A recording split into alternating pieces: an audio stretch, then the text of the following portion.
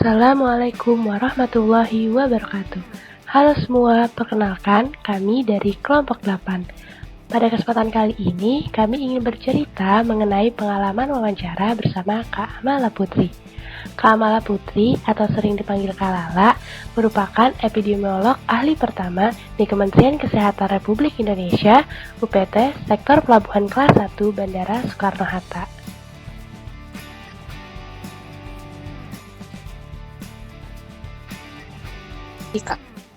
Ada divisi, ada kita nyebutnya bidang. Suara.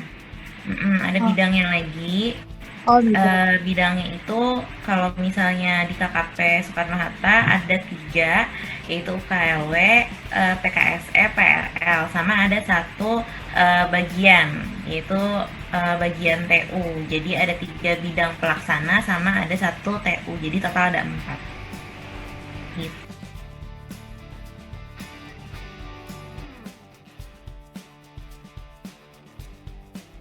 Jadi dulu karena memang awal mula hanya ada pelabuhan, jadi kan masih fokusnya di pelabuhan. Terus kemudian ternyata di review ulang, oke, kita perlu juga nih ada kekarantinaan di pelabuhan bandar udara kayak gitu. Jadi setelah itu barulah dibuat juga kekarantinaan udara. Namun sekarang kita menggunakan undang-undang yang terbaru. Nih aku ketik ya, Undang-Undang nomor 6 tahun 2018 tentang kekarantinaan. Ini mungkin udah sering denger ya, lagi pandemi gini diomongin dulu karantinaan kesehatan. Nah, jadi kayak zaman dulu masih 2 gitu, masih ada karantina laut, ada karantina udara. Sekarang udah dilebur jadi satu di tahun 2018, yaitu tentang kekarantinaan kesehatan gitu. Mulai tahun SK Menkes nomor 147 ini tahun 78 kayaknya nih. DKPL dan DKPU dilebur jadi KKP gitu. Di bawah waktu itu pembinaan teknisnya masih di bawah dulu nama Kemenkes kan masih Detkes ya gitu. Jadi masih di bawah bidang Desenban Kantor Wilayah Detkes gitu. Jadi dulu masih Detkes namanya, bahkan belum Kemenkes gitu.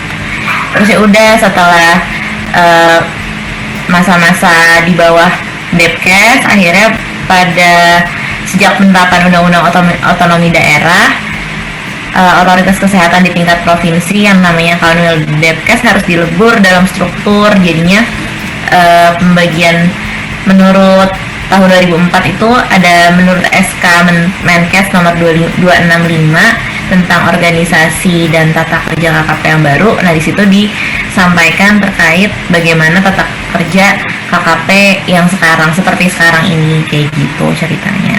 Itu kan tahun 2004 ya. Terus yang terbaru ini itu Peraturan Menteri Kesehatan Republik Indonesia nomor 356 tahun 2008 tentang organisasi dan tata kerja kantor kesehatan pelabuhan.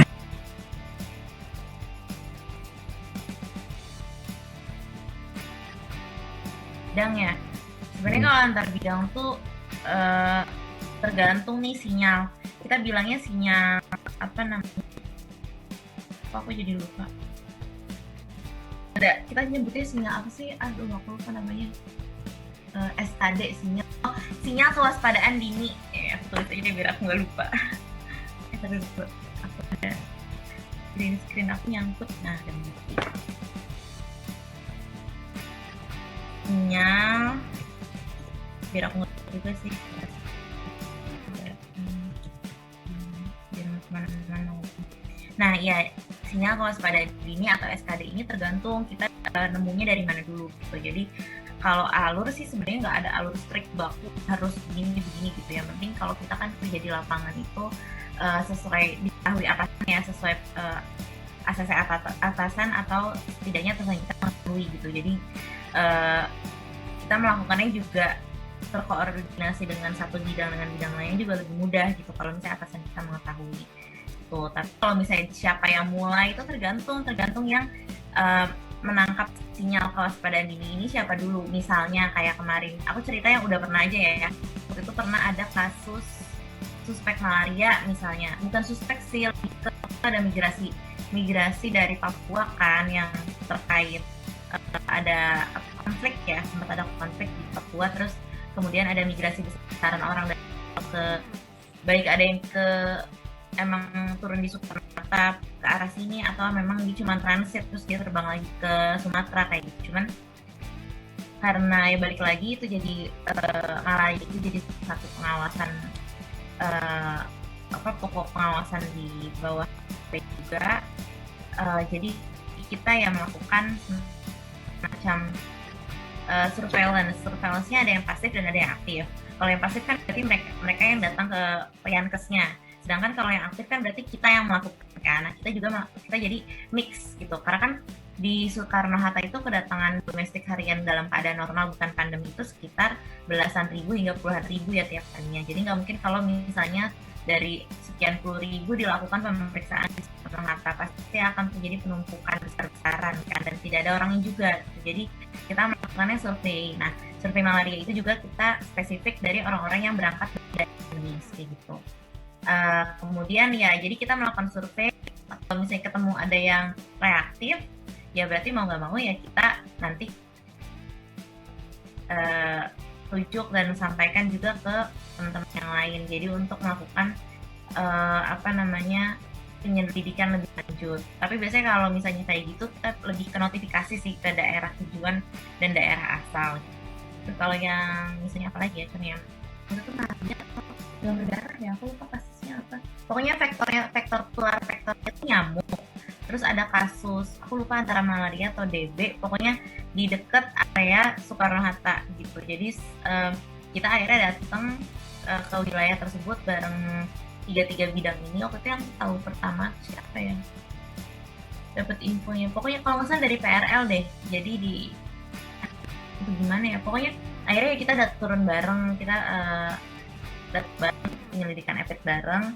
Ya udah kita bareng-bareng. Ya, gantung sih sebenarnya dari mana tuh sinyalnya itu ditemukannya dari mana. Kalau misalnya emang ditemukan vektornya dulu ya berarti kan dari teman-teman PRL dulu, nanti kita diajak gitu yang lain. Atau misalnya yang sering tuh dari orangnya ada yang ketahuan sakit, ya udah nanti kita melakukan penyelidikan etik bareng-bareng gitu sih, tergantung sih. Tapi semenjak pandemi ini memang karena kita karena memang jadi program prioritas pemerintah untuk meregulasi biar COVID ini kita bisa membatasi bahkan mengurangi penularan ini.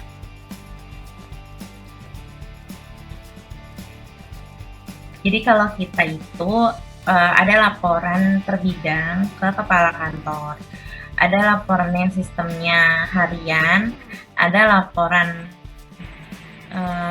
bulanan atau executive summary kalau nggak salah. Iya deh, aku agak lupa. Ada laporan triwulan, jadi 3 bulanan, ada laporan tahunan gitu, dan itu tiap bidang buat. Dan itu biasanya yang kalau misalnya laporan harian kan langsung kita biasanya pakai grup WA kan, yang orang-orang pada bisa pakai semua gitu. Jadi ya udah di grup WA di-share laporan harian dari misalnya terminal 1 lagi tutup, terminal 2, terminal 3 inter, terminal 3 domestik kayak gitu. Itu biasanya laporan harian, sama dari Halim juga kayak gitu. Terus kalau laporan bulanan itu biasanya dikumulatifkan atau dijadiin satu dulu gitu sama teman-teman TU. Jadi 3 bidang ini buat masing-masing, PKSE buat, UKLW buat, PRL buat, terus dikumpulin ke TU, nanti dijadiin satu sama TU untuk dilaporkan ke kepala kantor gitu.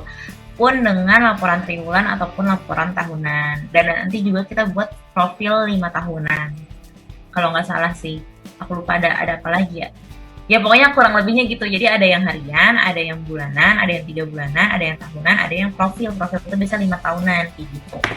Jadi dibuat masing-masing bidang, terus nanti dijadiin satu sama TU, kecuali untuk yang laporan harian karena kan dia sistemnya ya tergantung yang hari itu lagi jaga siapa gitu. Kalau aku nih kayak baru pulang nih jaga, jadi tadi pagi baru update laporan terus baru pulang kayak gitu.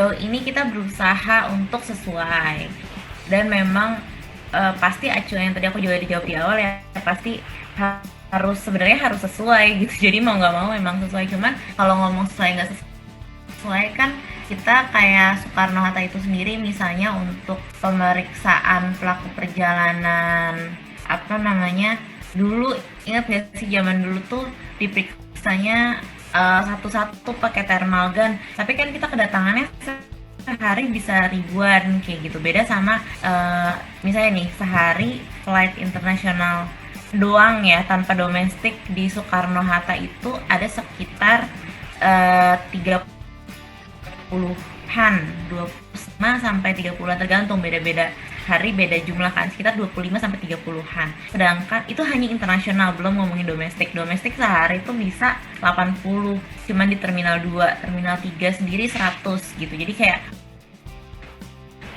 banyak banget. Jadi kalau ngomongin internasional cuman 25 sampai 30-an.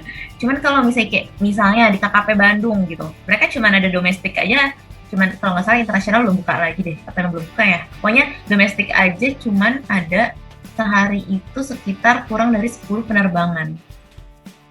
Misalnya bayangin load kerjanya beda banget gitu, beda banget gitu. Orang dari hampir berarti sekitar sehari kalau misalnya hitung domestik sama internasional, sehari bisa kurang lebih 200 flight kedatangan gitu. Dari di Bandung yang kurang dari 10, itu kan jomplangnya jauh banget gitu kan. Jadi ya nggak mungkin kita periksa orang satu-satu ditembakin gitu kan, nggak ada waktunya dan pasti akan penumpukan dan kita jadi masalah baru. Jadi ya udah kita nggak ada lagi tuh thermal gun, tapi ya udah kita pakai thermal scanner aja gitu. Terus misalnya apa lagi ya, paling kebijakan yang kayak gitu sih. Tapi itu sebenarnya nggak benar-benar kalau dibilang menyalahi ya enggak. Kita cuman kita kan di undang-undang itu dimintanya untuk melakukan pengawasan terhadap pelaku perjalanan. Kita cari yang pengawasan terhadap pelaku perjalanan ini masuk akal, yang bisa dikerjakan kayak gitu loh. Gitu. Jadi lebih ke penyesuaian di tingkat teknis ya paling, kalau misalnya ngomongin sesuai nggak sesuai dengan undang-undang, nggak mungkin nggak sesuai ya, nggak mungkin melanggar undang-undang, cuman ya kita paling yang itu yang aku bilang, kayak kita penyesuaiannya di tahap teknis di lapangan gitu. Mungkin nggak kita ada puluhan ribu orang sehari diperiksain satu-satu kayak gitu, apa tidak jadi antrian yang seperti apa muat bandaranya nunggu kayak gitu. Jadi hal-hal yang sekiranya kita bisa lakukan seoptimal mungkin kita lakukan, tapi kalau tidak bisa ya nggak bisa dipaksain gitu. Jadi ya kita tetap sesuai undang-undang, sesuai peraturan, cuman kita sesuaikan dengan keadaan di lapangan yang memungkinkan seperti apa gitu. Ya paling kayak gitu sih penyesuaiannya, lebih ke kemungkinan di lapangan gimana. Nah, mungkin sekian pemaparan dari kami. Kami, kelompok 8, mengucapkan terima kasih dan sampai jumpa.